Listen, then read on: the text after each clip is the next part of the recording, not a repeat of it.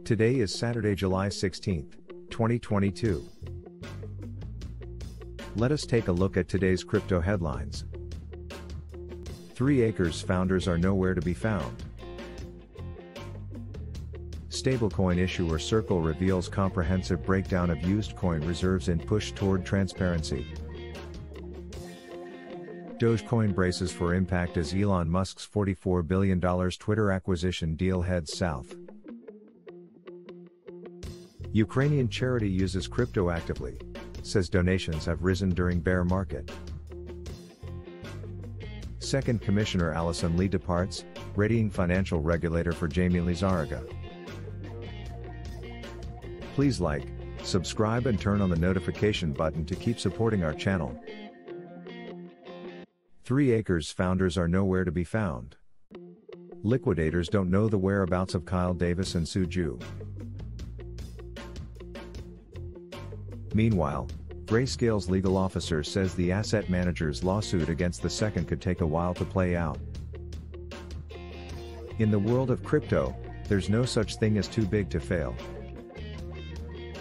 Three Arrows Capital, once the most recognizable hedge fund in the industry, has essentially gone belly up after its founders believed their own hype and decided to go full Dagon mode during the worst macro climate of a generation. Since the proverbial shit hit the fan last month, founders Kyle Davis and Su Zhu have kept a very low profile. So low, in fact, that their whereabouts remain a mystery, according to court documents. This week's Crypto Biz chronicles the latest developments surrounding Three Arrows Capital and explores Grayscale's legal proceedings against the United States Securities and Exchange Commission. Second, liquidators can subpoena 3acres founders despite tricky issues with crypto assets. We may not know the whereabouts of Kyle Davis or Su Zhu, but that won't stop liquidators from subpoenaing the founders of bankrupt Three Arrows Capital, also known as 3acres. Earlier this week, United States bankruptcy judge Martin Glenn issued an order giving 3acres liquidators permission to demand that the founders attend court. Apparently, Zhu and Davis haven't been cooperating with their liquidators. Zhu broke his nearly 1 month silence this week by alleging that the liquidators baited his firm. Whatever that means. Grayscale legal officer says Bitcoin ETF litigation could take 2 years. Grayscale's quest for a Bitcoin, BTC, exchange-traded fund, ETF, could get more complicated as the asset manager embarks on suing the second for denying its latest application. Specifically, Grayscale is trying to convert its GBTC product into an ETF, but securities regulators won't let them because of concerns about manipulation in the spot BTC market. Craig Somm, Grayscale's chief legal officer, said the litigation process could take up to 2 years before a resolution is reached. Who knows, by that time, the second may decide to wave its magic wand and approve another spot Bitcoin ETF. Multicoin Capital raises $430 million for new crypto startup fund. Crypto venture funding has slowed in recent months, but that hasn't stopped major firms from continuing to raise serious capital. Prominent investor Multicoin Capital announced this week that it has launched a massive $430 million fund to bootstrap crypto and blockchain startups. The firm's new venture fund 3 will allocate between $500,000 and $25 million to early-stage companies. With an increasing focus on decentralized autonomous organizations, the creator economy and consumer-facing products, 2022 is shaping up to be the biggest funding year ever for crypto.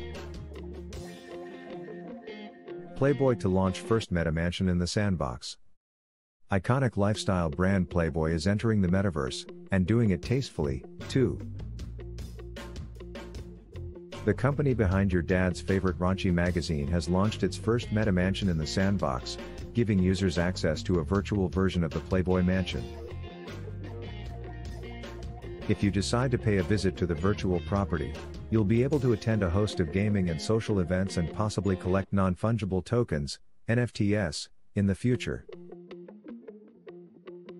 Apparently, the Meta Mansion builds on Playboy's Rabbiter NFT project, which is comprised of 11,953 tokenized bunny avatars. Don't miss it. Why are crypto platforms going bankrupt? The cryptocurrency market may never be the same after 2022, and that could be a good thing or a bad thing. With companies like Voyager Digital, Three Arrows Capital and Celsius filing for bankruptcy, investors are worried about what comes next. Is your crypto safe being held on exchanges or lending platforms? In this week's market report, I sat down with fellow analysts Jordan Finizeth, Marcel Peckman and Benton Yan to discuss how the recent wave of bankruptcies will impact the market. Stablecoin issuer Circle reveals comprehensive breakdown of used coin reserves in push toward transparency. Stablecoin issuer Circle is unveiling a full breakdown of its used coin, USC, reserves as part of its commitment to increase transparency. According to a new company blog post, Circle is issuing its first ever monthly breakdown of used reserve assets to demonstrate the stablecoin's full backing and peg to the US dollar. Today we are keeping our commitment and issuing our first monthly full breakdown of the used reserve assets, as of June 30, 2022, as well as a complete list of used reserve custodians. We are working toward providing daily disclosure as well as securing permissions from our custodians to disclose the amount they each hold. The data reveals that there are currently over 55.5 billion used tokens in circulation, while Circle has $55.7 billion in reserve assets to back the stablecoin. About $42 billion of those reserve assets are comprised of U.S. Treasury securities, while the rest are in cash held at Protected Us financial institutions. The used reserve is held solely in cash and 3-month U.S. Treasuries, held in segregated accounts for the benefit of used holders, and is entirely separate from Circle's operations. The used reserve is subject to all the same protections under U.S. state and federal law as afforded to other large-scale payments innovators entrusted by millions of customers with tens of billions of dollars of customer assets. Dogecoin braces for impact as Elon Musk's $44 billion Twitter acquisition deal heads south. Less than 3 months since Elon Musk declared interest in purchasing Twitter and receiving backing from various crypto firms, the dream ever to hold the social media giant under his thralls is fizzling, throwing Doge adherents into a muddle. Last week, Musk decided to walk away from the $44 billion takeover deal, stating that Twitter was in material breach of multiple purchase agreement provisions. A filing with the Securities Exchange Commission revealed. Earlier this week, the matter escalated after Twitter filed a lawsuit in the U.S. state of Delaware, citing bad faith on Musk's part and seeking to compel him to complete the deal. With the matter blowing out of proportion, crypto, Twitter and more so Dogecoin adherents have been left hanging after it became apparent that Elon's ambitious plans for Doge, once he had acquired Twitter, may not materialize. By all standards, Elon Musk has been one of the most outspoken billionaires on crypto Twitter.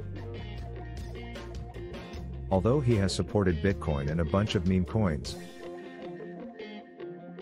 his deep regard for Dogecoin has been demonstrated in integrating it as a payment option for his companies and touting it as the most sustainable cryptocurrency. Whereas Twitter already has tipping features for Bitcoin and Ethereum and a verification feature for NFT profile pictures, these crypto projects have faded either by design or mismanagement. Before the merger, Musk had shared several changes he wanted to bring to Twitter, including integrating Dogecoin for payments. Users can only tip their favorite creators with Doge using third-party service providers. He also planned on adopting a less restrictive content oversight and opening up Twitter's source code, potentially enabling more crypto projects to be integrated into the platform. In the run-up to the ongoing face-off, Dogecoin supporters were enthralled that a positive outcome on the deal would boost the coin's image and thrust the meme coin's price to the moon. However, as it now seems, that vision is still far away, with Musk increasingly showing disinterest in the deal. Since joining Twitter's board in April after purchasing a 9.2% stake in the firm, Dogecoin has plunged by roughly 65%. However, despite the deal's descent, Doge continues to hold up well, at least for now, with its drop associated with the wider crypto market crash. Earlier this week, the price bounced off multi-year support at $0.050. Investors have been gobbling up more coins at this level as it's the last and most significant floor for price. As of writing, Dogecoin is trading at $0.063 after a 3.43% rise in the past 24 hours. Doge is also retailing at a 90% plus discount from its all-time high, making purchases around here attractive. Ukrainian charity uses crypto actively, says donations have risen during bear market. The Serhiy Prytula Charity Foundation, an organization raising money for Ukraine's war effort against Russia, has used crypto actively in its fundraising and is seeing donations rise in crypto terms even as the market has fallen from its highs. According to Roman Sinisin, military coordinator for the foundation, crypto has been embraced both as a convenient way for people to donate to them, and as a way for the foundation itself to pay for various equipment that it then donates to Ukraine's army. Sinisin told Cryptonews.com that the Prytula Foundation has raised more than used 4.5 meters in crypto donations since the war started on February 24 this year. Among the items the foundation has purchased with the donated funds are drones, such as the Turkish-made Bayraktar, as well as Volkswagen minivans from Germany and equipment like night vision goggles. Sinisin explained that some of the equipment, including radios, night vision gear, and even cars, can be purchased with crypto directly, while the German-made minivans need to be paid with fiat after first exchanging crypto donations to fiat currency. In general, crypto is still rarely used for purchases, most suppliers want cash. But crypto is becoming more popular. We have our suppliers who specifically ask for the crypto, for drones in Estonia, for cars in Great Britain and Slovakia, he said. Among the benefits of crypto, Sinisin stated that crypto is convenient and that it makes the life of volunteers easier. He further explained that operating with crypto also saves time that would otherwise be spent on waiting for things like bank and government approvals, as well as paying bank fees. Hen, you're dealing with the help for the army, timing is everything. The sooner drones, night vision gadgets and cars arrive, the sooner they will end up at the front line to save the lives of our military, he said. The crypto assets that the nonprofit has received include Tether, USD, Bitcoin, BTC, and various Ethereum-based ERC20 tokens. The reason the foundation got into crypto in the first place, according to Sinisin, was that Serhiy Prytula, the Ukrainian TV presenter and politician who founded the foundation, in March posted a message on Facebook for the crypto community where he asked whether anyone would like to donate in this way. We received good feedback from the crypto community in the form of a flow of donations in cryptocurrency for a couple of $100,000, Sinisin said. He added that the largest crypto donation they have received so far was a used 1.8 meters gift from British-Ukrainian investor and entrepreneur Maxim Polyakov, owner of the private rocket maker Firefly Aerospace. Crypto in Ukraine is not regulated by law, it is not monitored, but it is not prohibited, Sinisin said. before finally adding that crypto now helps to do many good things for the armed forces of Ukraine. Second Commissioner Allison Lee departs, readying financial regulator for Jamie Lizarraga.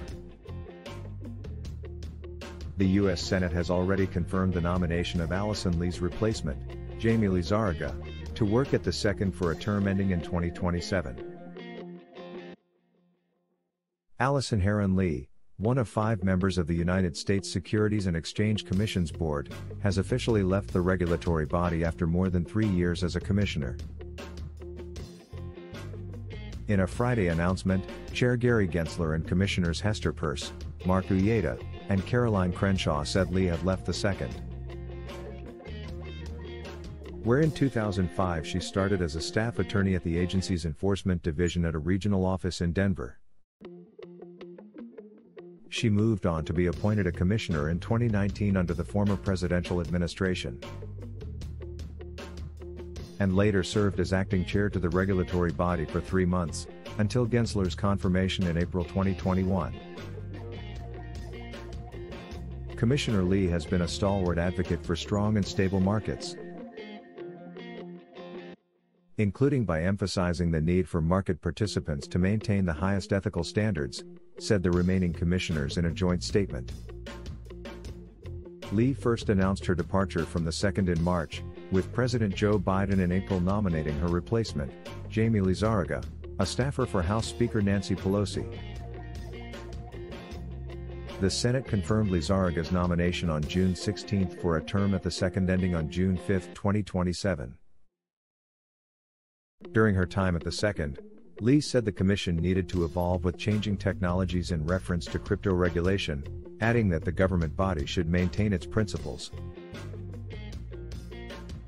Lizarraga has largely made few if any public statements on crypto and blockchain. The Pelosi staffer was in government as lawmakers prepared legislation to handle the financial crisis of 2008, and was part of efforts behind the 2010 Dodd-Frank Act. The second, along with the Commodity Futures Trading Commission and Financial Crimes Enforcement Network,